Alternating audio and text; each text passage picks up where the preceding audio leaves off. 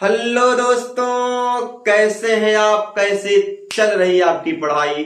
मैं महेंद्र पाठसारथी आशा करता हूं कि आप लोग बिल्कुल स्वस्थ होंगे, मस्त होंगे, अपनी अपनी पढ़ाई में बिल्कुल व्यस्त होंगे। मैं महेंद्र पाठसारथी आपका अपने YouTube channel study point Lalganj by Mahendra sir के चैनल के माध्यम से आपका स्वागत करता हूं, वंदन करता हूं, अभिनंदन करता हूं। हेलो दोस्तों, तो मैं आज अपने इस क्लास के माध्यम से आपको पढ़ाऊंगा किसी भी दर्पण के द्वारा प्रतिबिंब कैसा बनाया जाता है। अतः प्रतिबिंब बनाने के नियम क्या क्या हैं? तो सबसे पहले हम बात करते हैं प्रतिबिंब बनाने के जो नियम होंगे वो भी अवतल दर्पण के द्वारा।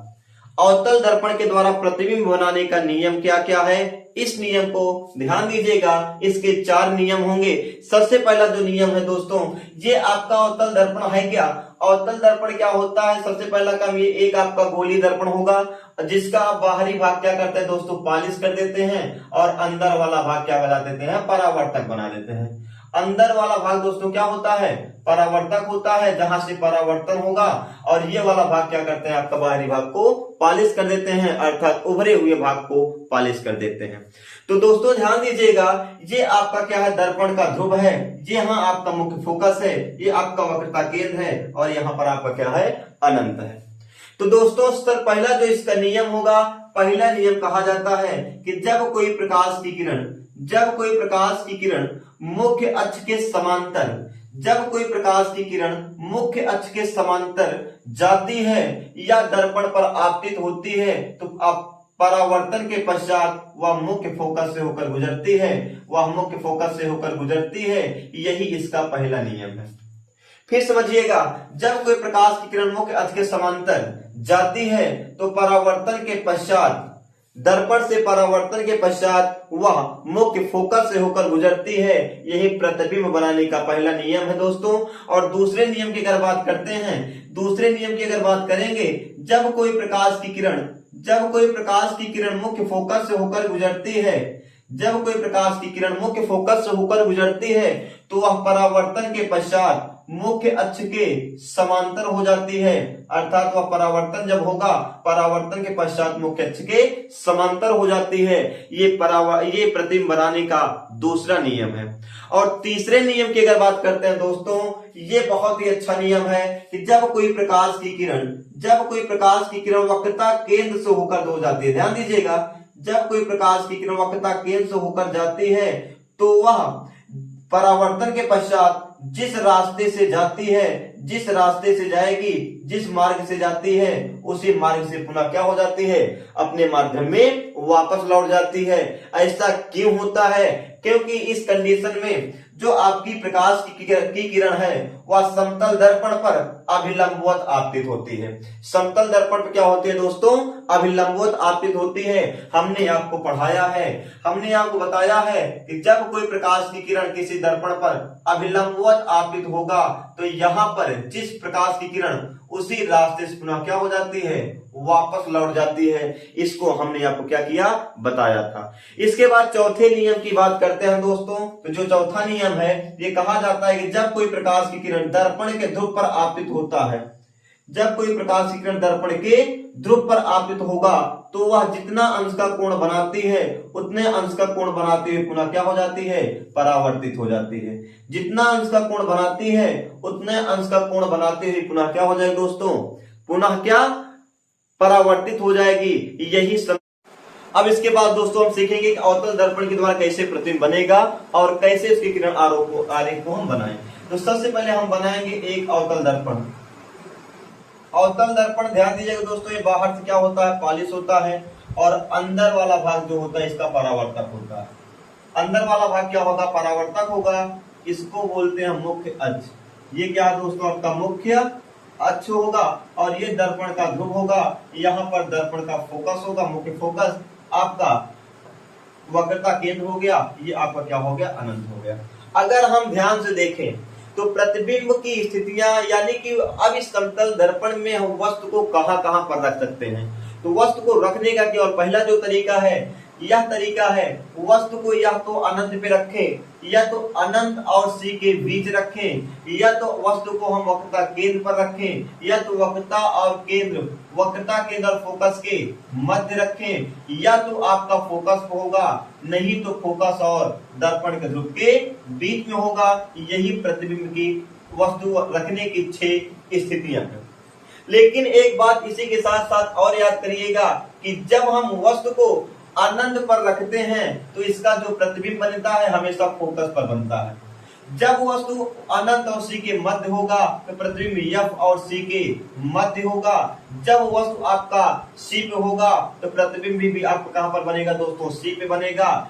जब वस्तु आपका सी और एफ के बीच होता है तो प्रतिबिंब जो होगा दोस्तों सी और अनंत के बीच बनेगा। जब वस्तु आपका दोस्तों फोकस पे होगा तो प्रतिबिंब आपका कहां पर बनेगा, अनंत पे बनेगा। लेकिन जो छठी कंडीशन होती है, इस छठी कंडीशन में याद रखिएगा दोस्तों, इसमें प्रतिबिंब अगर एफ और पी के मध्य होगा तो प्रतिबिंब दर्पण के क्या होगा, दूसरे साइड बनता है, दर्पण के दूसरे साइड बनेगा। यहाँ पर एक बात और याद कर लीजिएगा, ये जो 5 स्थितियां हैं अवतल दर्पण के, इन 5 स्थितियों में जो आपका प्रतिबिंब बनेगा तो प्रतिबिंब जो इसमें दोस्तों बनता है, प्रतिबिंब दोस्तों हमेशा कैसा होगा, उल्टा होगा। क्या होगा, उल्टा होगा। और या उल्टे के साथ साथ क्या होगा, वास्तविक होगा। यानी कि इन 5 स्थितियों में जो आपका प्रतिबिंब बनता है हमेशा वास्तविक बनता है और उल्टा बनता है। लेकिन अगर हम बात करें जब वस्तु को एफ और पी के मध्य रखेंगे, अर्थात छठी कंडीशन में, इस कंडीशन में जो आपका प्रतिबिंब बनता है, इस कंडीशन प्रतिबिंब की बहुत बड़ी विशेषता ये है कि प्रतिबिंब आपका आभासी बनेगा। प्रतिबिंब दोस्तों क्या बनता है, आभासी बनेगा। आभासी के साथ साथ दोस्तों क्या बनता है, सीधा बनता है। आभासी के साथ साथ दोस्तों क्या बनेगा, ये सीधा बनेगा। इस बात को आप बिल्कुल याद करके रखिएगा कि अवतल दर्पण में जो शुरू की 5 कंडीशन होती है, शुरू की 5 स्थितियां होंगी, इन सभी स्थितियों में जो आपका प्रतिबिंब होगा, प्रतिबिंब हमेशा दोस्तों कैसा होगा, इमेज फॉर्मेशन हमेशा कैसा होगा, आपका इमेज हमेशा क्या होगा, उल्टा होगा, वास्तविक होगा। लेकिन जब आपकी वस्तु क्या होगी, एफ और पी के मध्य रखी जाती है तो जो आपका प्रतिबिंब है दोस्तों वह प्रतिबिंब आभासी और सीधा बनने लगता है।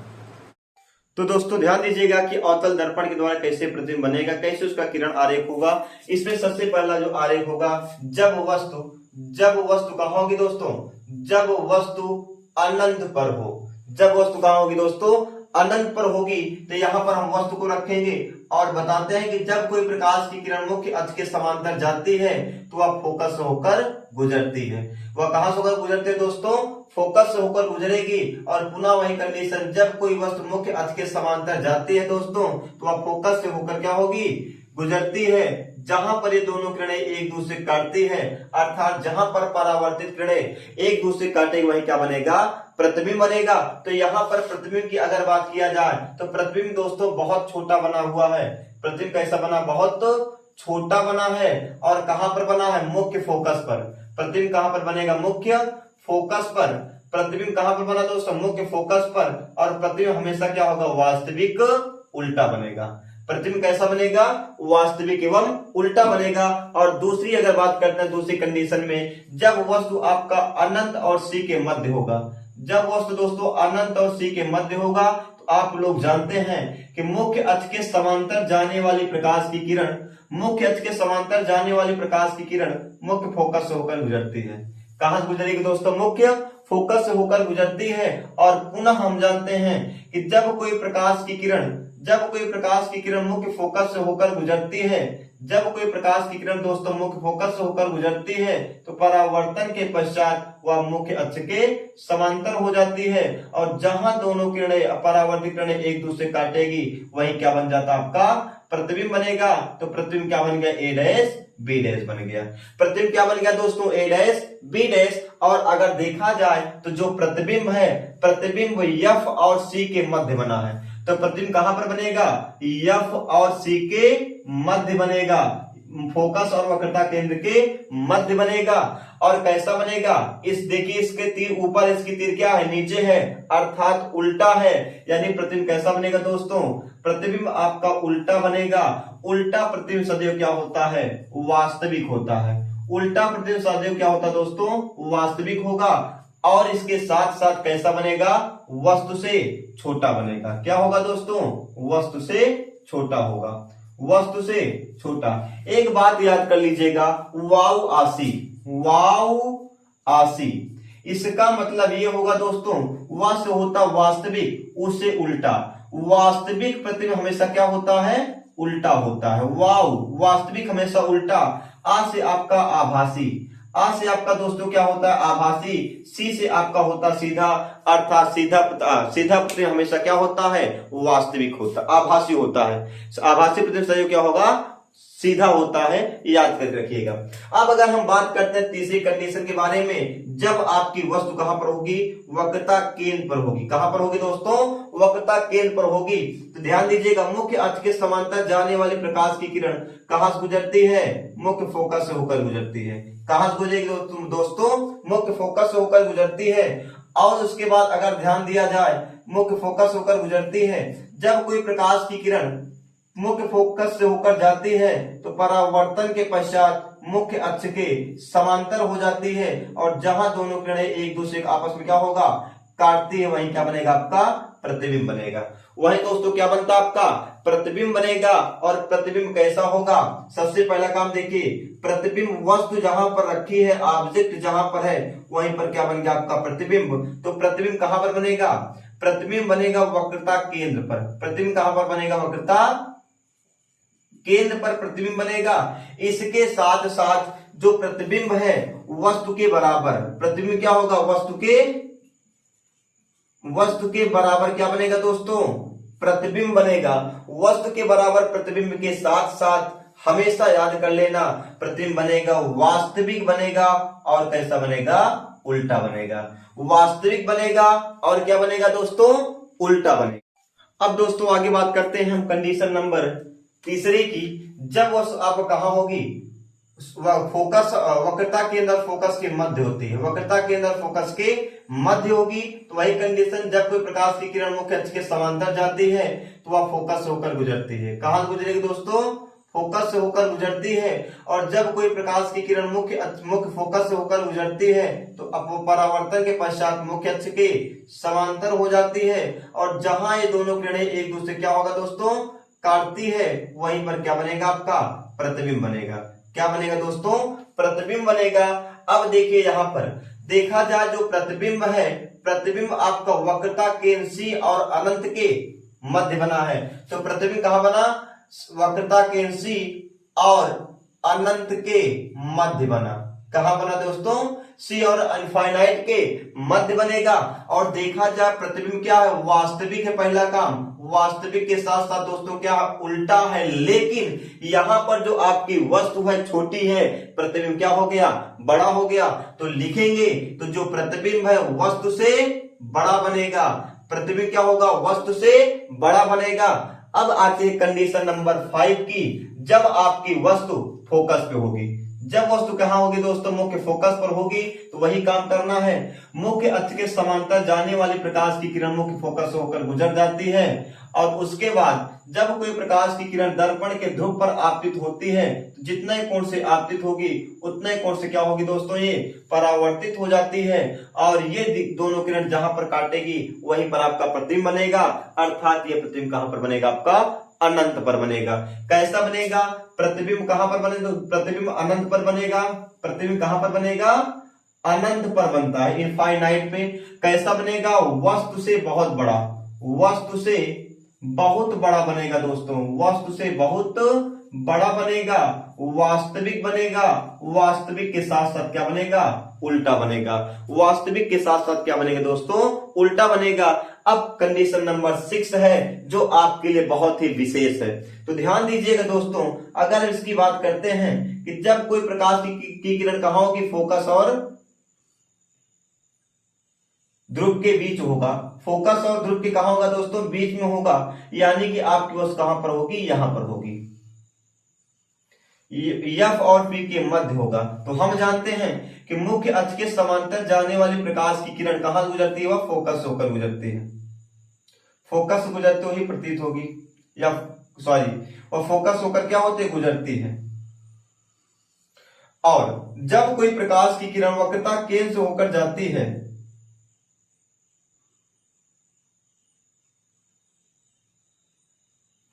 तो जिस रास्ते से जाती है उसी रास्ते से पुनः क्या हो जाएगी दोस्तों, वापस लौट आती है। उसी रास्ते से क्या होगी, वापस लौट आएगी। अगर इन्हीं दोनों किरणों को आगे की ओर बढ़ाकर मिलाते हैं, आगे की ओर क्या करेंगे, बढ़ा करके मिलाते हैं, तो जहां पर ये दोनों किरणों एक दूसरे काटेगी वहीं क्या बनेगा दोस्तों, आपका प्रतिबिंब बनेगा। क्या बनेगा दोस्तों, वहीं पर आपका प्रतिबिंब बनेगा। अब देखा जाए यहाँ पर जो प्रतिबिंब है कैसा बनेगा, इसकी अगर देखा जाए, इसका जो हेड है, तीर है, ऊपर है, इसका भी तीर यानी हेड क्या है, ऊपर है। अर्थात वस्तु जो है, वस्तु के अकॉर्डिंग अगर प्रतिबिंब देखा जाए तो प्रतिबिंब सीधा है। प्रतिबिंब क्या है दोस्तों, यहाँ पर सीधा है। और हमने आपको बताया सीधा प्रतिबिंब हमेशा क्या बनता है, आभासी होगा। सीधा प्रतिबिंब हमेशा क्या होगा, आभासी होगा। कैसा होगा, वस्तु से बड़ा होगा। वस्तु से क्या होगा दोस्तों, बड़ा होगा। और दर्पण के दूसरे साइड होता है, दर्पण के दूसरे तरफ बनता है, दर्पण के दूसरी तरफ बनता है। अब दोस्तों हम आपको कुछ बातें और बताना चाहेंगे। आप इसको नोट डाल करके लिखिएगा, नोट डाल करके लिखिएगा। इसमें कहा जाता है, ध्यान दीजिएगा, जब प्रतिबिंब कहा कैसा बने, जब प्रतिबिंब वास्तविक हो। प्रतिबिंब क्या हो दोस्तों, वास्तविक हो। तो जब प्रतिबिंब क्या होगा दोस्तों, आपका वास्तविक होगा अवतल दर्पण में, तो हमेशा यहां पर जो प्रतिबिंब की दूरी होगी v का मान क्या होगा, नेगेटिव होगा। v का मान क्या होगा दोस्तों, नेगेटिव होगा। और जब वस्तु क्या होगा, जब प्रतिबिंब क्या होगा दोस्तों, जब प्रतिबिंब आपका कैसा बनेगा, आभासी बनेगा।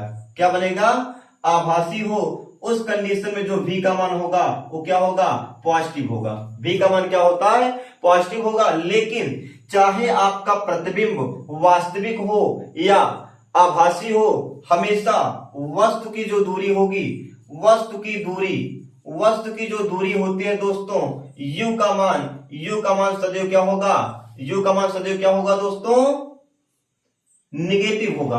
u का मान क्या होगा, सदैव निगेटिव होगा। लेकिन अगर हम बात करते हैं कि फोकस दूरी की अगर बात करेंगे, तो जब आपका प्रतिबिंब क्या होगा, जब आपका उत्तल दर्पण होगा, सॉरी अवतल दर्पण होगा, अवतल दर्पण में जो आपका फोकस दूरी होगी, फोकस का मान क्या होगा दोस्तों, नेगेटिव होगा। लेकिन उत्तल दर्पण की बात किया जाए, उत्तल दर्पण में जो आपका फोकस दूरी होगी वो क्या होगी, पॉजिटिव होगी।